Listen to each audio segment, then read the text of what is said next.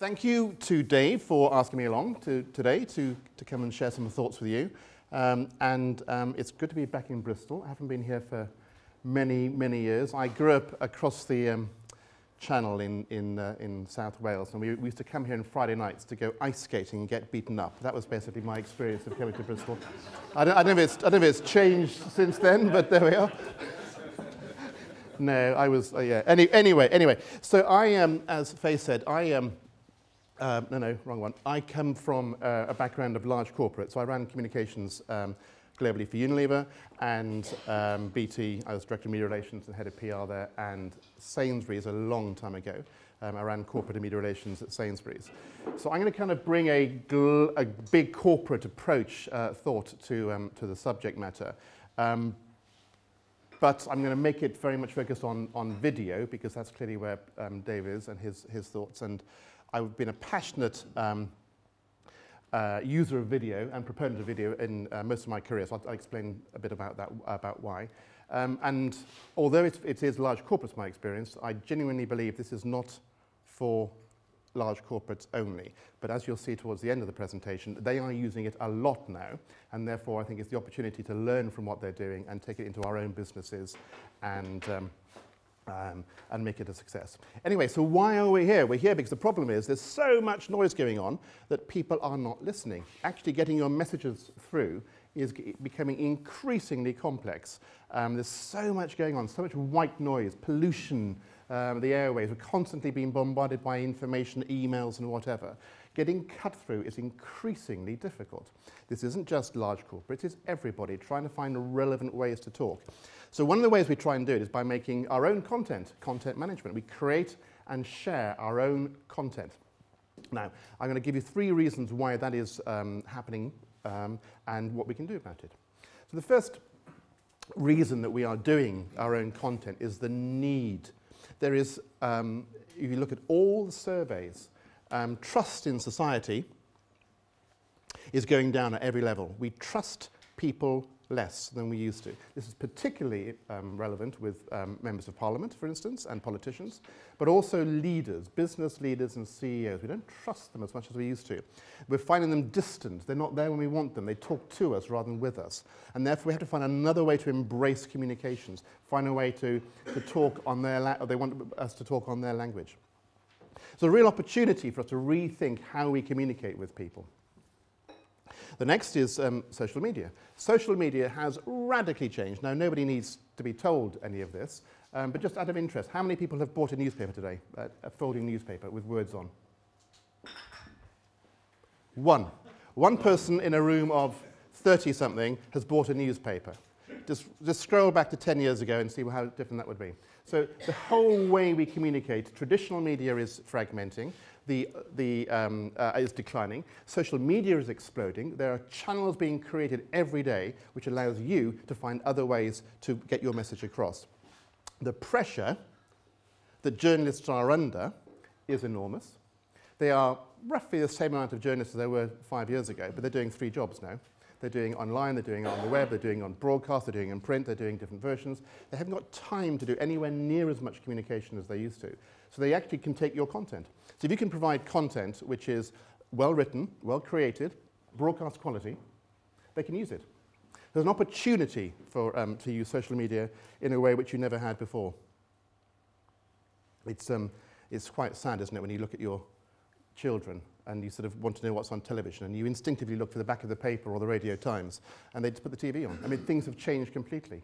Anyway, behavior, the way we used to consume media, not just in terms of the channels, but how. Before, we were very happy to sit there and receive information.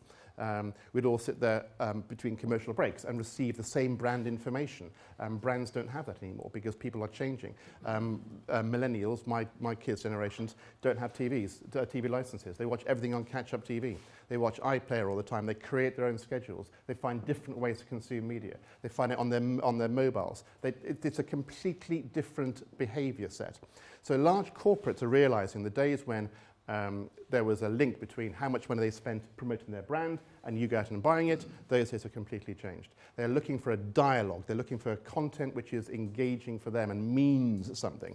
So for instance, some of the most successful ones like In my last company, Dove, the Real Women campaign, you may have remembered that. That was all about women getting together to share ideas about what it meant to be a woman and their body, blah, blah, blah.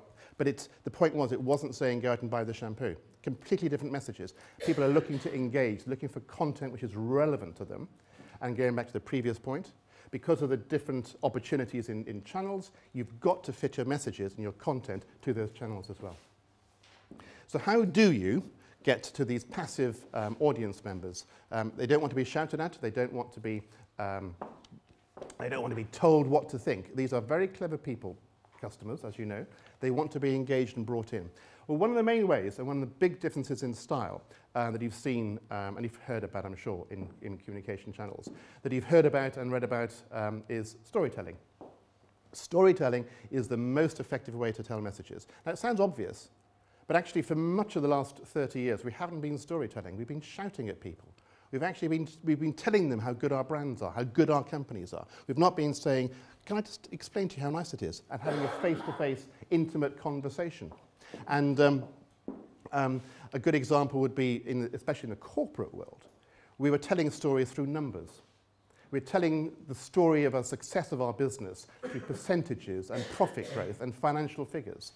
And now you're beginning to see the other way around. People are using the figures to illustrate the journey rather than to demonstrate the journey.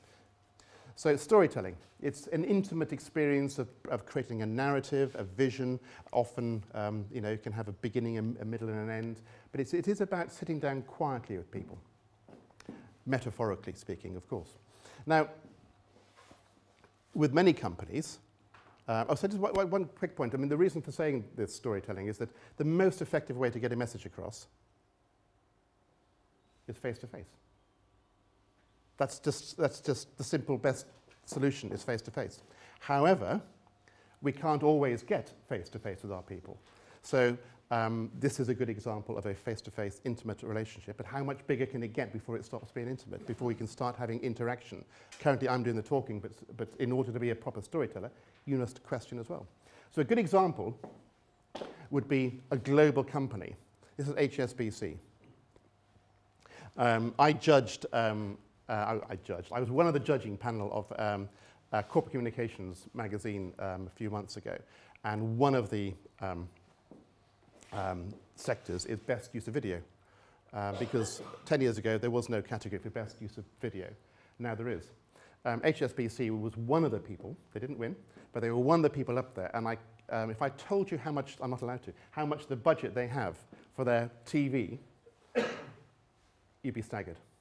It's more than 6 figures. Okay? It's a lot of money spent. And why? Because they have multiple locations, they have multiple offices, they go across different time zones, and they want to have an intimate conversation with their people across different time zones, and video is a very good way of doing it. It's a really good way of doing it. Going back to my first point about the needs, which is lack of trust. One of the reasons that we don't trust people is we just don't think it's transparent. We don't see them. And visible leadership in organizations is absolutely fundamentally important. And video provides that. Because, and here's a good example of networking events and people who know each other here. We don't tend to buy from organization. We tend to buy from people. From people we know. And that's why video is a good way of doing that, because it gives us a human face. It gives us an opportunity to see the person behind the brand. So HSBC are making huge inroads. This is an example of their global program for business leaders. Here's another one. This is Barclays. Barclays also has its own studio now. This is a local campaign. You know what the Barclays issues are in terms of regaining trust, trying to engender a sense of responsibility into their branches, into their networks. They have different channels. You can't quite see them, if you can see on the slide. So Barclays Football, Barclays Wealth, Barclays Job, Barclays Cards, a local insight. So different types of Barclays communications, all within in the one channel. Talking to different people, same message. Really, really successful. And if you go on to their site, it's full of their own people telling the story.